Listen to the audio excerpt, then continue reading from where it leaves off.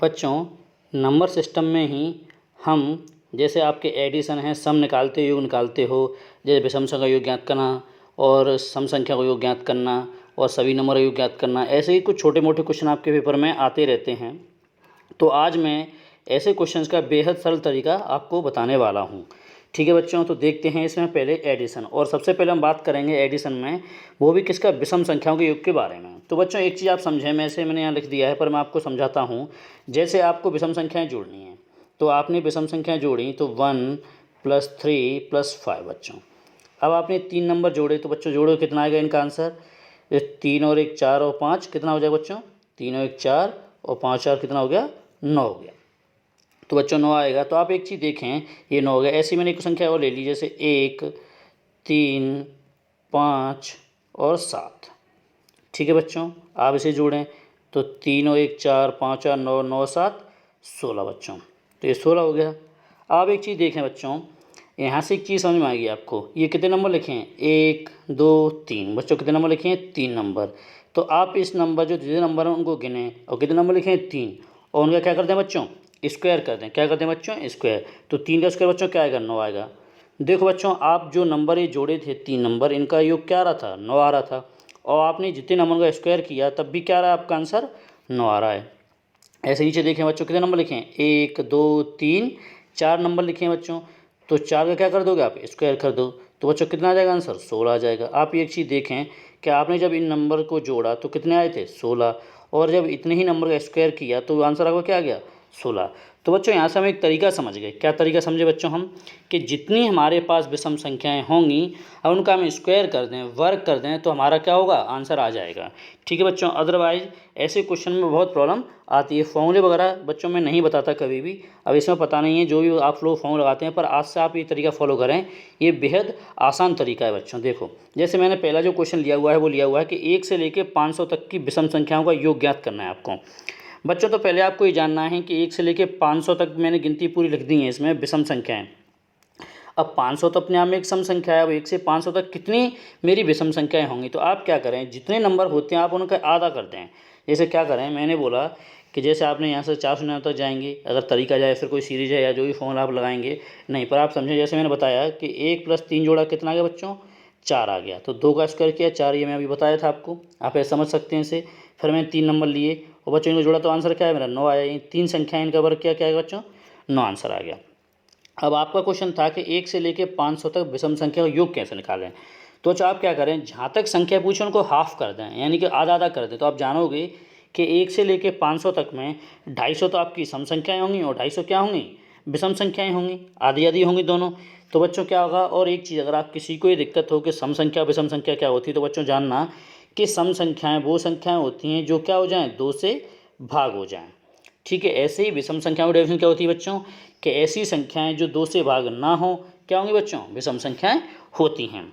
तो इसमें भी कन्फ्यूज मत होना बच्चों कि सम और विषम में सम संख्या वो जो 2 से भाग हो जाए, विषम संख्या वो जो 2 से भाग ना हो। और ये सीरीज जो होती है 2 2 के उसमें रहती है डिफरेंस में, जैसे 1 के बाद 3 आ गया, 3 के बाद 5 आ गया। तो ये ध्यान रखें, ये होती हैं विषम संख्याएँ।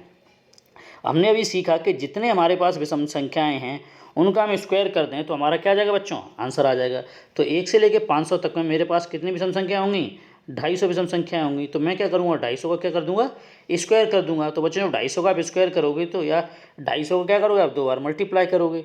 तो जो 250 का 2 बार जब मल्टीप्लाई करोगे तो आप जानते हो जीरो का कोई मतलब नहीं, और 25 का स्क्वायर क्या होता है बच्चों, 625 होता है। और क्या आ जाएंगे, 2 जीरो आ जाएंगे। तो इस क्वेश्चन आंसर बच्चों क्या आ जाएगा, 625 डबल जीरो। ठीक है बच्चों, उम्मीद करता हूँ आप ये तरीका समझ गए होंगे कि आपको इस तरीके क्वेश्चन कैसे निकालने हैं। मैं फिर बताता हूँ बच्चों कि आपको क्या करना है, जितनी भी सम संख्याएँ हैं उनका क्या कर देना है, स्क्वायर कर देना, और अब क्या आ जाएगा बच्चों, आंसर आ जाएगा। जैसे मैंने एक और क्वेश्चन लिया बच्चों, 1 से 100 तक बताना है आपको विषम संख्या और नंबर का सम क्या होगा। तो तरीका वही बच्चों, 100 का क्या करेंगे, आधा करेंगे। तो 100 का आधा जब करेंगे तो 50 सम होंगे और 50 क्या होंगे, विषम। हमने क्या किया, जितने नंबर हैं उनको बांट दिया सम और विषम में। तो हमारे पास कैसे हैं, 50 विषम संख्या आएगी। और हमने सीखा था कि जितने नंबर हैं हम क्या कर दें बच्चों, स्क्वायर कर दें, तो क्या होगा, हमारे पास आंसर आ जाएगा। तो हमारे पास विषम संख्या कितनी है बच्चों, 50 हैं। हमारे पास विषम संख्या बच्चों कितनी है, 50 हैं। तो हमने क्या कर दिया, 50 का स्क्वायर कर दिया, तो हमारे पास क्या आ जाएगा आंसर, 2500। एक और क्वेश्चन समझो बच्चों, जैसे आपने कहा 1 से 80 तक। अब 1 से 80 तक है, आप 80 का आधा करें तो 1 से 80 तक में 40 सम संख्याएँ होंगी, 40 क्या होंगी बच्चों, विषम संख्याएँ होंगी। तो हमने जाना था अभी कि जितनी विषम संख्याएँ हैं उनका हम क्या कर दें बच्चों, स्क्वायर कर दें, तो हमारा क्या होगा, आंसर आ जाएगा। तो 40 विषम संख्याएँ, 40 का हम क्या कर दें बच्चों, स्क्वायर कर दें, तो कितना हो जाएगा मेरा आंसर, 1600। और समझते हैं बच्चों, उम्मीद करता हूँ आपको ये समझ में आ गया होगा अच्छे से। जैसे 1 से लेकर 31 तक विषम संख्याएँ बतानी है बच्चों। आप एक चीज़ देखें, जब आप 1 से 31 तक देखोगे तो हमने देखा कि 1 से 30 का आप आसानी से आधा कर पाओगे, यानी 15 सम 15 विषम। पर आप ये ना भूलें कि जो 31वां नंबर लिखा हुआ है ये भी एक विषम संख्या है। तो इस तरीके से मेरे पास 16 विषम संख्याएँ हो जाएंगी। ठीक है बच्चों, तो क्या होगा, हमें विषम संख्या को स्क्वायर करना है, तो 16 स्क्वायर कितना होगा बच्चों, 256। या आप ऐसे भी इस क्वेश्चन को कर सकते हो कि जैसे आपको दिक्कत आ रही है 31 का आधा, तो आधा जब करोगे तो पॉइंट में आएगा। तो 31 का मैंने हाफ़ किया बच्चों, क्या कि 31 का हाफ़ किया, कितना आ गया, जब भाग दोगे तो 15.5 आ जाएगा, 15.5 आ जाएगा। अब आप एक काम करें कि यानी कि 15.5 आपकी क्या है, ये आधा करने के बाद 31 का जब आपने आधा किया तो आ गया। अब आपने कभी देखा होगा, आप किसी से लेन देन करते हो, अगर किसी को देते हो तो बच्चों से अपन कम रुपए कभी नहीं देते हैं, उसे ज़्यादातर एक्स्ट्रा ही देंगे पर कम नहीं देंगे। तो 15.5 को हम क्या है, कंप्लीट नंबर मान लेंगे, कम नहीं, हमेशा ज़्यादा ही मानते हैं। तो बच्चों क्या मान लोगे, इसे कंप्लीट नंबर मान लोगे। तो 15.5 को क्या मान लोगे, पूरा 16 मान लोगे। 16 मान लोगे तो क्या हो जाएगा, 16 का स्क्वायर कितना, 256। जैसे नेक्स्ट करते हैं 1 से 81 तक वाला बच्चों। तो समझें, जैसे 1 से 81 वही तरीका, या तो वही 1 से 80 तक आधा तक करोगे तो क्या हो जाएगा, 40 सम होंगी और 40 क्या होंगी बच्चों, विषम होंगी। और 81 जो नंबर है वो भी क्या है आपका, विषम संख्या है। तो आपके टोटल विषम संख्या कितनी हो जाएंगी बच्चों, 41 हो जाएंगी। ठीक है, ये अपन तरीका करते हुए आ रहे हैं, समझ गए हैं। नहीं तो एक तरीका और है, जितने नंबर लिखे हैं कहाँ तक लिखे हैं बच्चों, 81 तक। आप क्या करें, 81 का आधा करें, कितना हो जाएगा, 14.5। तो 40.5 40.5 हो गया, और 40.5 ऐसे कंप्लीट मान लो, कितना मान लो बच्चों, 41 मान लो। तो 41 जब आप स्क्वायर करोगे तो क्या हो जाएगा बच्चों, 1681 क्वेश्चन का आंसर हो जाएगा।